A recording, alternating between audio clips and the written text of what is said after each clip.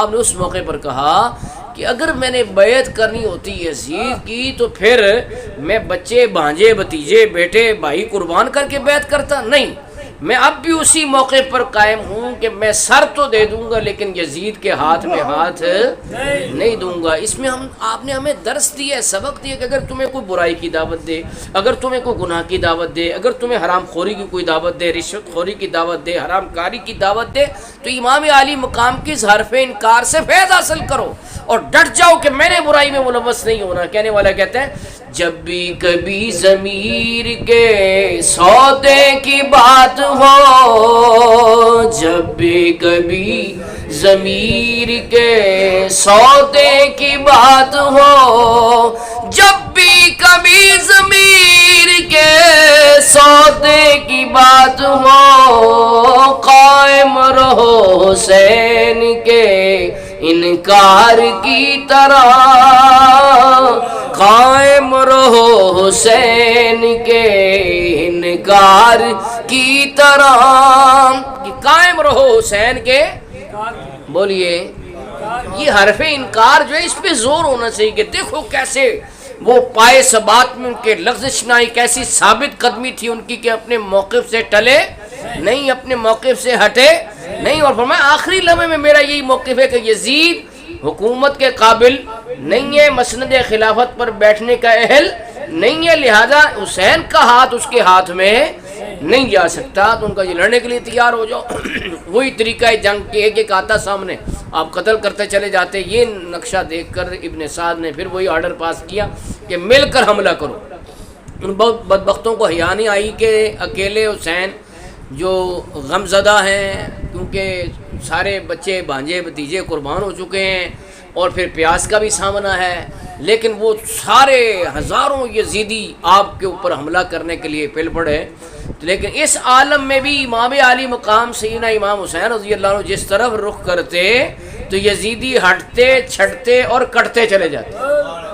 پھر میرا جملہ سنیں، یزیدی ہٹتے چھٹتے اور کٹتے چلے جاتے ہیں، یہاں تک کہ میدان کے آخری کنارے پر پہنچ کر آپ سواری کو واپس موڑتے اور پھر یزیدیوں کی طرح رخ کرتے تو یزیدیوں کو کاٹتے چلے جاتے. یہ نظارہ دیکھ کر کہنے والا کہتا ہے لباس ہے پھٹا ہوا غبار میں اٹا ہوا، تمام جسم نازنی چھدا ہوا کٹا ہوا، تمام جسم نازنی چھدا ہوا کٹا ہوا.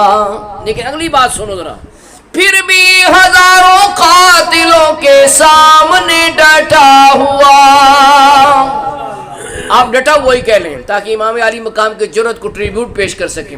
پھر بھی ہزاروں قاتلوں کے سامنے، اس طرح ذرا ہاتھ کا مکھا بنا کے، پھر بھی ہزاروں قاتلوں کے سامنے، یہ کون ذی وقار ہے، یہ کون شاہ سوار ہے، یہ کون ذی وقار ہے، یہ کون شاہ سوار ہے، یہ بالیقین حسین ہے، نبی کا نور عین ہے، یہ بالیقین حسین ہے، نبی کا نور عین ہے.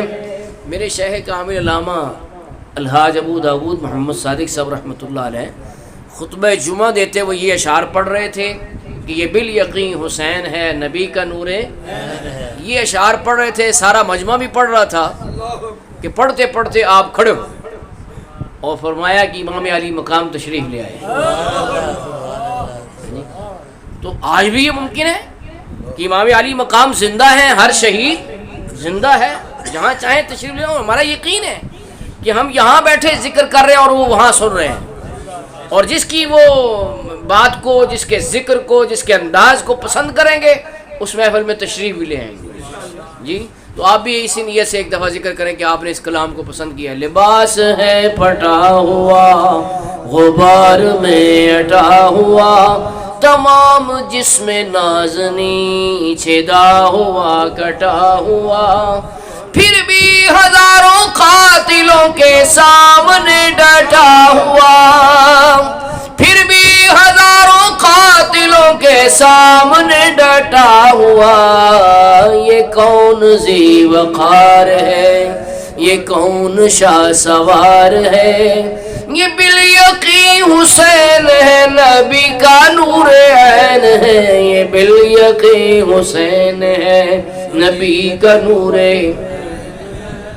المختصر بات یہ ہے کہ امام علی مقام کی جب یہ جرأت و بہادری انہوں نے دیکھی تو یزیدی کہنے لگے کہ ہم نے ان کا پانی بند کر کے ٹھیک کیا، یہ پیاسے ہونے کے باوجود ان کی طاقت و قوت کا عالم یہ ہے، تو اگر پانی پی لیتے تو پتہ نہیں کیا کر دیتے۔ تو اب یہ منظر دیکھ کر کے جدھر کو رخ کرتے ہیں یزیدیوں کو کاٹتے چلے جاتے ہیں، تو اب ابن سعد نے ایک اور آرڈر پاس کیے کہ قریب کوئی نہ جائے، دور سے چاروں طرف سے تیروں کی بارش کر دو۔ چاروں طرف سے جب تیروں کی بارش ہوئی، آپ سمجھتے ہیں کہ تیر انسانی جسم میں جب پیوست ہوں تو کیا نقشہ ہوگا۔ ایک پنجابی والے نے اس کی منظر کشی کرتے ہوئے کہا کہ سارا بدن حسین سخیدہ تیران نال پرویا، سارا بدن حسین سخیدہ تیران نال پرویا، پھر بھی سید ریت دیتے نیت نماز کھلویا، پھر بھی سید ریت تیتے نیت نماز کھلویا۔ سر سجدے میں رکھا ہوا ہے تو شمر لعین آگے بڑھتا ہے اور آپ کے سر مبارک کو تن اقدس سے جدا کرنے کی جسارت کرتا ہے، انا للہ و انا الیہ راجعون۔ اور تاریخ میں یہ سجدہ حسینی رقم ہو جاتا ہے، کہنے والا کہتا ہے شمشیر بکف قاتل ہو کھڑا اور کوئی رہے سجدے میں پڑا، کہتی ہے زمین کرب و بلا، اس شان کا سجدہ کھیل نہیں، اس شان کا سجدہ۔ تو آج لوگ قالینوں پہ سجدہ نہیں کر رہے، 5 وقت کی فرض نماز نہیں پڑھ رہے، تو امام علی مقام نے یہ سجدہ کر کے میسج دیا کہ میں کربلا کی تپتی ہوئی ریت میں سجدہ کرتے ہوئے نہیں گھبرایا، تو تم کیوں سجدے سے ڈرتے ہو، پکے سچے نمازی بن جاؤ، 5 وقت نماز پڑھا کرو۔ یہ امام علی مقام نے میسج دیا کہ نماز پڑھتے نہیں، ہر آدمی اپنے آپ نے عبادت گزار بنا ہوا ہے کہ میں بڑا عبادت گزار، 5 وقت کی نماز فرض ہے اور ان کو چھوڑنا کبیرہ گناہ ہے جی۔ تو امام علی مقام شہید ہو گئے، تو اب ان کے سر مبارک کو نیزوں پر لگا کر یہ کوفہ پہنچے۔ جب کوفہ پہنچے تو کوفہ کے لوگ جو تھے وہ 2 رویا کھڑے ہو گئے رستے کے دونوں طرف، اور ایسے ایسے ہائے ہائے بڑا ظلم بڑا ظلم۔ تو حضرت سیدہ زینب رضی اللہ تعالیٰ عنہ نے ان کو مخاطب کر کے کہا، جو کہ ہماری کتب میں تو ہے ہی ہے، روافظ کی جو کتاب ہے جلال العیون، اس کے صفحہ نمبر 297 پر یہ عبارت لکھی ہوئی ہے کہ حضرت سیدہ زینب نے ان کو مخاطب کر کے کہا کہ تم نے امام علی مقام کو بلایا، خود بلایا خط لکھ کر، اور جب مدد کرنے کا وقت آیا تو گھروں میں جا کے چھپ گئے۔ اب جب امام علی مقام ان کو رفقا شہید ہو گئے ہیں تو اب اپنی جھوٹی محبت کا یقین دلانے کے لیے تم آہوزاری کر رہے ہو، خدا تمہیں ہمیشہ روتا اور ماتم کرتا رکھے۔ یہ سیدہ زینب کے الفاظ ہیں اور روافظ کی کتابیں ہیں کہ خدا تمہیں ہمیشہ روتا اور ماتم کرتا رکھے، کہ جو وقت تھا مدد کا اس وقت تم نے مدد نہیں کی، آپ آہوزاری کر رہے ہو۔ پھر اگلی بات آپ سنیں کہ جب یزید کے دربار میں پہنچے ہیں نا، تو یزید نے بھی بڑے افسوس کا اظہار کیا۔ اس کو کہتے ہیں کروکوڈائل ٹیئرز، مگرمچھ کے آنسو، جو مجھے بڑا افسوس، یہ تو ابن زیاد کا سارا کیا در ہے، میں تو اس بات سے خوشی نہیں۔ اور یہ بھی لکھا ہے مولانا محمد شفیع اکاڑوی نے اپنی کتاب میں کہ سب سے پہلے سیاہ کپڑے یزید کے گھر والوں نے پہنے، سب سے پہلے ماتم انہوں نے کیا۔ اس کو کہتے ہیں ڈپلومیٹک لینگویج۔ اب کچھ لوگ اس بات کا یزید کو فائدہ دینا چاہتے ہیں کہ دیکھو جی یہ کام تو ابن زیاد کا ہے، یزید کو کیا خبر، وہ کمیونیکیشن کا دور ہی نہیں تھا، یزید کو کیا پتا کہ وہاں کیا ہو رہا ہے ادھر کیا ہو رہا ہے، اس نے خود سے ہی آرڈر دے دیا ابن زیاد نے۔ اور دیکھو جی یزید تو بڑے افسوس کا اظہار کر رہے ہیں، اس کے گھر والوں نے کالے کپڑے پہنے، انہوں نے تو جناب ماتم کیا، انہوں نے تو بڑے افسوس کا اظہار کیا۔ پھر قافلہ اہل بیت کو بڑے اعزاز و احترام کے ساتھ مدینے کی طرف روانہ کیا انہوں نے، ہیں جی۔ یزید کو دیکھیں کیسے پاس کرنا چاہتے ہیں، تو ہم ان سے یہ سوال کرتے ہیں کہ ڈپلومیٹک لینگویج میں اس قسم کی باتیں ہوتی ہیں، جس کو میں نے ایک اور لفظ دیا کروکوڈائل ٹیئرز، کہ کام بھی کرتے ہیں اس کے بعد آنسو بہانے بھی بیٹھ جاتے ہیں کہ نہیں جی ہمیں تو بڑا افسوس ہے۔ تو یزید کا معاملہ اس قسم کا ہے، سمجھ گئے نا۔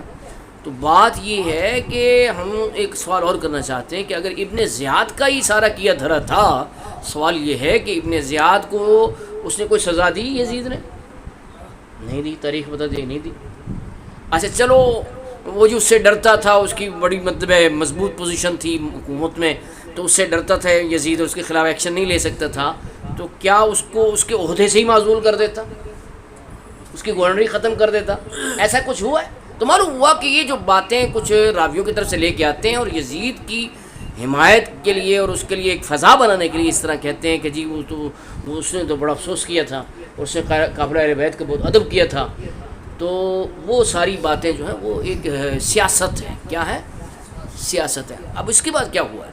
مدینہ منورہ کے لوگوں نے بیعت توڑ دی، مکہ المکرمہ کے لوگوں نے بیعت توڑ دی یزید کی. تو یزید نے لشکر بھیجا مدینہ منورہ پہ حملے. یہ بات کی بات یہ بھی کوئی نہیں سنا تھا. بعد میں یہ ہوا کہ مدینہ منورہ پہ یزیدی فوجوں نے حملہ کیا اور مسجد نبوی شریف، آپ تمام تاریخی کتابیں اٹھائیں، مسجد نبوی شریف میں 3 دن تک اذان نہیں ہوئی. لوگ پہاڑوں پہ چڑھ گئے، یزیدی فوج کا مقابلہ نہیں کر سکتے تھے، ظاہر ہے اس کی فوج زیادہ تھی، تو یہ مقابلہ نہیں کر پائے. اور جنہوں نے مقابلہ کیا ان میں جو سالار تھے وہ کون تھے؟ وہ حضرت حنظلہ غسیل الملائکہ کے بیٹے عبداللہ بن حنظلہ تھے، جو مدینہ منورہ میں مقابلہ کیا. سعید بن مسیب تابعی ہوئے ہیں، وہ مسجد نبوی شریف میں چھپے ہوئے تھے. مسجد نبوی شریف بند تھی، اندھیرا تھا، تو وہ اندر چھپے ہوئے تھے. تو اب وہ دور میں کوئی گھڑیاں تو تھی نہیں، نہ ہی کوئی بتانے والا تھا، کوئی ایسا سلسلہ نہیں تھا. لیکن فرماتے کہ میں نے ہر نماز اس کے وقت میں پڑھی. سعید بن مسیب فرماتے میں نے ہر نماز اس کے وقت میں پڑھی. ان کا جی وہ کیسے؟ اندر تو اندھیرا تھا، مسجد بند تھی، آپ نے کیسے پڑھ لی؟ کہا جب نماز کا وقت ہوتا تو رسول کریم صلی اللہ علیہ وسلم کے روضہ طاہر سے اذان کی آواز آتی تھی. مجھے پتہ چل جاتا تھا کہ اذان نماز کا وقت ہوتا، میں نماز پڑھ لیتا تھا. جی تو یہ بات ہے ہمارے آقا صلی اللہ علیہ وسلم کی حیات اور ان کی یہ خواہش کہ مسجد نبوی شریف میں اذان کا سلسلہ موقوف نہ ہو. یہ ساری مستند کتابوں میں لکھا ہے. اچھا یہاں سے پھر مکہ کی طرف لشکر گیا. وہاں پہ عبداللہ بن زبیر جو حضرت ابوبکر صدیق کے نواسے ہیں، انہوں نے یزیدی فوجوں کا مقابلہ کیا اور خانہ کعبہ کا محاصرہ کیا ہوا تھا. اور انہوں نے منجنیق کے ذریعے سے پتھر پھینکے، اور پتھر جب ٹکراتے ہیں تو آگ کی چنگاریاں نکلتی ہیں، تو آگ لگ گئی غلاف کعبہ میں.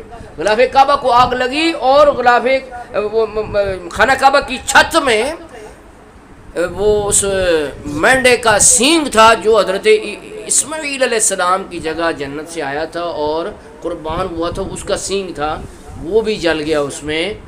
تو یہ محاصرہ جاری تھا کہ حضرت عبداللہ ابن زبیر کو خبر پہنچی کہ یزید جو ہے وہ شام میں ہلاک ہو گیا. انہوں نے پھر اعلان کیا کہ وہ شامیوں، تمہارا جو سربراہ تھا وہ تو ہلاک ہو گیا، اب کس لیے تم گناہوں میں حرم کی زمین پہ جنگ کر رہے ہو، چلو واپس جاؤ. ان کا یہ کوئی جنگی چال ہی نہ ہو ہمارا مورال ڈاؤن کرنے کے لیے. تو انہوں نے اپنے طریقے سے تحقیق کی، ہو واقعی یزید مر گئے تو ہم کس کے لیے جنگ کریں. تو وہ لشکر واپس لوٹ گیا. تو عبداللہ بن زبیر رضی اللہ تعالیٰ عنہ نے پورے حجاز پر 10 سال حکومت کی ہے. کتنے سال؟ 10 سال عبداللہ بن زبیر کی حکومت رہی. اور یزید نے کتنے سال حکومت کی؟ 3 سال اور کچھ مہینے. وہ 3 سال کی حکومت، 3.5 سال کی حکومت کے لیے اتنے جرائم. اور عبداللہ بن زبیر وہ سبحان اللہ 10 سال حکومت کرتے رہے.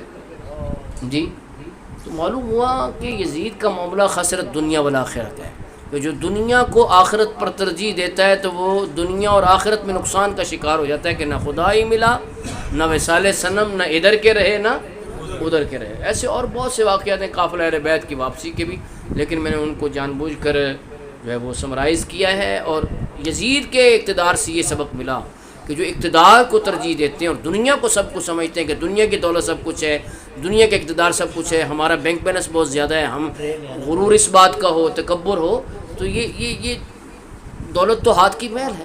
یزید کو بھی بڑا فخر تھا اپنے اقتدار پہ، اپنی دولت پہ. تو کتنا 36 سال کی عمر میں مر گیا. کتنے سال کی عمر میں؟ 36 ایئر. تو کیا پایا اس نے دنیا سے؟ اتنے جرائم کرنے کے بعد اتنی بدنامی بھی مول لی اور اقتدار سے بھی کوئی فائدہ حاصل نہیں. اس میں ہمارے لیے سبق ہے کہ دنیا کو آخرت پر ترجیح نہ دیں، آخرت کو پریورٹی دیں، کہ وہ ہمیشہ کی زندگی ہے. دنیا کتنی ہے؟ یہ تو اگلے سانس کا اعتبار نہیں ہے. لوگ بڑا کئی سالوں کا پلان بنا کے بیٹھے ہوئے ہیں، لیکن اگلے سانس کا پتہ نہیں آنا ہے کہ نہیں آنا. لیکن اگر بالفرض لمبی سے لمبی زندگی گزار لے، 100 سال ہے، سینچری پوری کرے گا، لیکن آخر کو تو دنیا سے جانا ہے. اور ہمیشہ کا گھر ہے وہ کون سا ہے؟